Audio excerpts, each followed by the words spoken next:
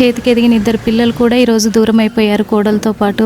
అసలు ఏం ఆలోచించుంటారు అనుకుంటున్నారు? మాకు ఎటువంటి ఇబ్బంది లేదు, మాకు ఎటువంటి ఆలోచనలు లేవు. నా కోడలు జాబ్ చేస్తుంది, నా కొడుకు జాబ్ చేస్తారు, నా పిల్లలు మంచిగా చదువుకుంటారు.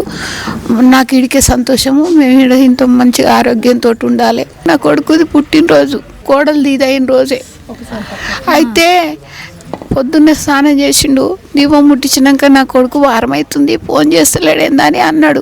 నువ్వైతే ఫస్ట్ దీపం ముట్టించినాక డ్యూటీకి పోతుంటే కూడా మాట్లాడతాడు కొడుకు అని అంటుండగానే ఆయన ఫోన్ వచ్చింది. రాగానే నాన్న నేనేమో చేద్దాం అనుకుంటున్నా, నీకు పుట్టినరోజు నాన్న అంటే సరే నాన్న అన్నాడు. అన్నాక మీ ఆరోగ్యాలు ఎట్లున్నాయి అని అడిగిండు. మంచిగా ఉన్నాయి నాయన, మేము నిమ్మలంగా ఉన్నామని చెప్పినాము. ఇక ఫోన్ కట్ అవుతుంది, ఇక మాట్లాడనిక మాకు రాలేదు ఇక నా కొడుకుతోటి. మళ్ళా ఆ ఒక క్షణమే, ఒక్క క్షణంలే నిమిషం ఇట్లా నా కొడుకు ఫోన్ పెట్టేసినా నా కోడల వార్త మాకు ఎరకైతేనే ఉంది అంతే. ఇట్లా పెట్టేయంగానే మా ఏప్రాలు చేసింది, మా కోడల అన్న చేసిండు. ఇద్దరు అత్తయ్య మామయ్య మీరు ఇద్దరు సికింద్రాబాద్ రాండ్రి అన్నాడు. మేము చేతగానలో మేము ఎక్కడ పోతామని కొట్టుకుంటున్నాం. మొత్తుకుంటుంటే చుట్టుముట్టాలు అందరు వచ్చారు, మా చుట్టాలు మా బంధువులు అందరు వచ్చారు.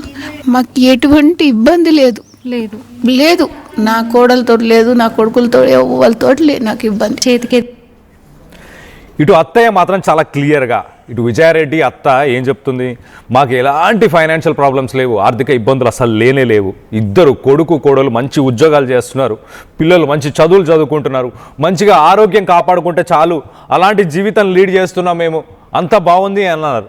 మళ్ళీ ఎట్ ద సేమ్ టైం ఇటు సురేందర్ బర్త్డే అంట. ఆ రోజు సురేందర్ ఫోన్ చేయలేదు, ఒక వారం అయింది. ఇటు విజయారెడ్డి భర్త ఫోన్ చేయలేదు, ఒక వారం అయింది అంటూ ఇటు తల్లిదండ్రులు ఆలోచిస్తున్న సమయంలోనే సురేందర్ రెడ్డి ఫోన్ చేశాడంట. ఫోన్ చేసి అమ్మ నేను డ్యూటీకి పోతున్నాను అని చెప్పి ఆయన మాట్లాడి ఇట్లా ఫోన్ మాట్లాడి పెట్టిన ఒక్క నిమిషం అంతే, జస్ట్ 1 మినిట్ తర్వాత విజయారెడ్డి తల్లి ఫోన్ చేసింది.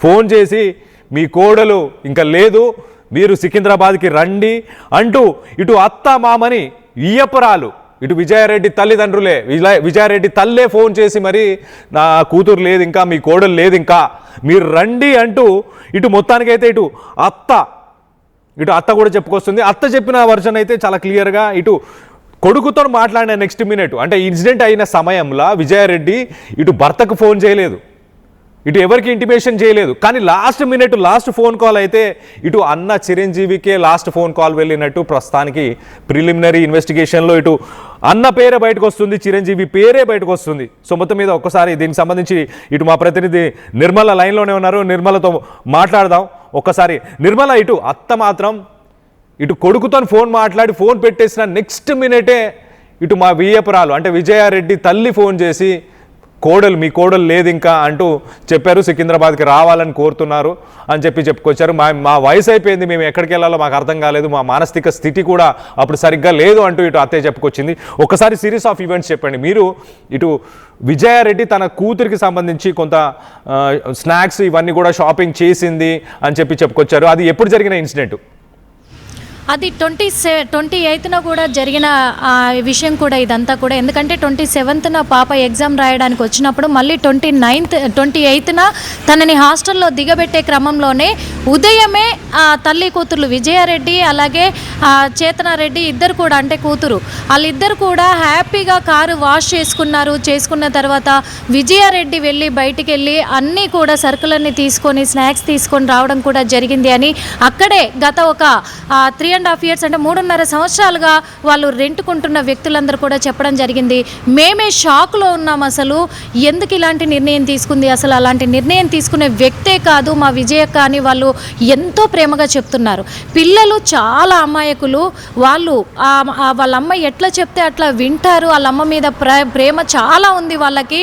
అందులో ఒకటి వాళ్ళ మావయ్య అంటే చాలా భయం పిల్లలకు కానీ విజయక్కకు కానీ, మరి చిరంజీవి అంటే చాలా భయము, వాళ్ళ మామయ్య పేరెత్తితే భయపడతారు అనేది ఒక్కటి మాత్రము వాళ్ళు ఖచ్చితంగా చెప్తున్నారు కళ్యాణ్. అదేవిధంగా ఆ రోజే పాపం తీసుకొని మరి హాస్టల్కి దిగబెట్టడానికి కూడా వెళ్ళింది, అందుకే మాకు ఎలాంటి అనుమానాలు కూడా రాలేదు, అసలు తన మైండ్లో ఆ థాట్ ఉందని కూడా అసలు కొంచెం కూడా డల్నెస్ కూడా కనిపించలేదు, చాలా హుషారుగా ఉన్నారు తల్లి కూతుర్లు. కాసేపు మాట్లాడాం మేము అని కూడా చెప్పుకురావడం కూడా జరిగింది.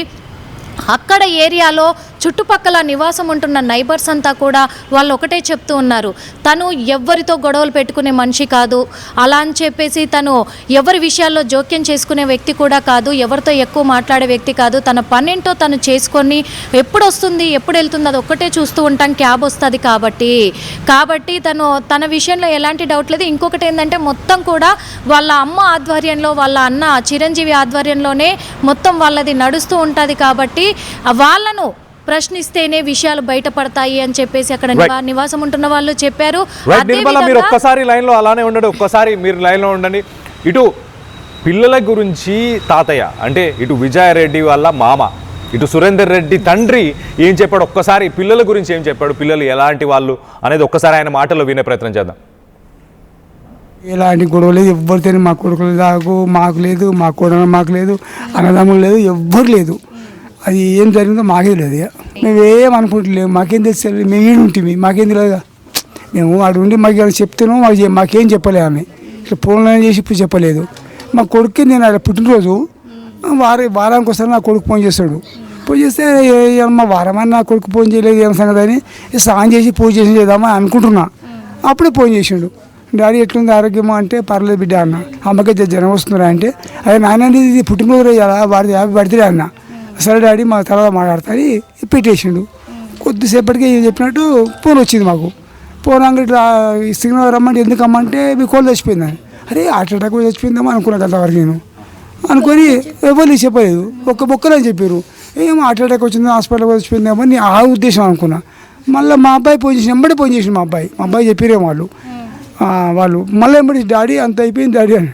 అయిపోయిందండి మొత్తం అయిపోయింది అనగానే ఏం చెప్పారు ఆయన కూడా అంత అయిపోయింది డాడీ అని. అనగానే మేము ఇద్దరం ఎక్కడ పోతామని చెప్పి మా సాడకుడికి మా చెల్లెలకు మా బామ్మడి భార్యకి అందరికి ఫోన్ చేసినాం. గిట్ట చచ్చిపోయిందంట అని చెప్పిన ఒక్కరే మాకు తెలుసు. అందరూ ఊరికొచ్చే వరకల్లా తర్వాత ముగ్గురు అని చెప్తారు. ముగ్గురు రాయి కింద పడరని అప్పుడు తెలిసింది. అప్పుడే తెలియదు మాకు ఎలాంటి.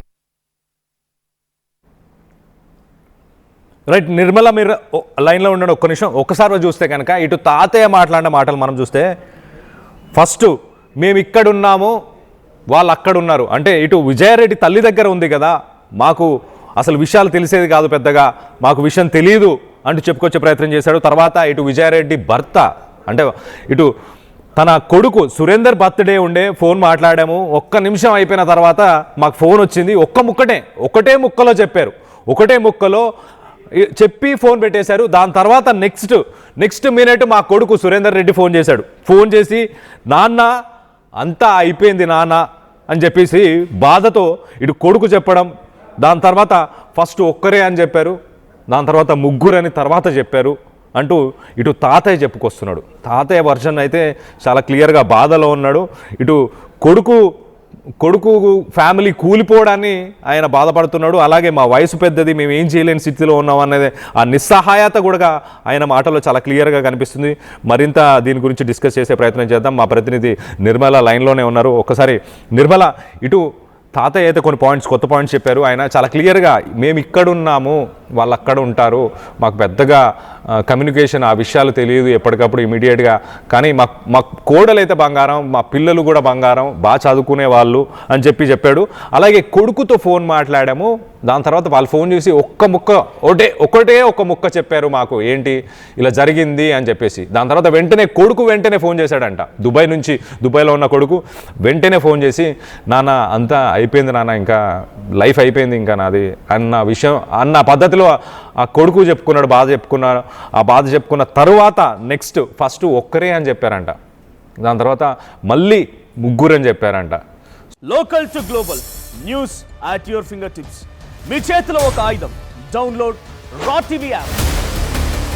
Media legend Ravi Prakash is back.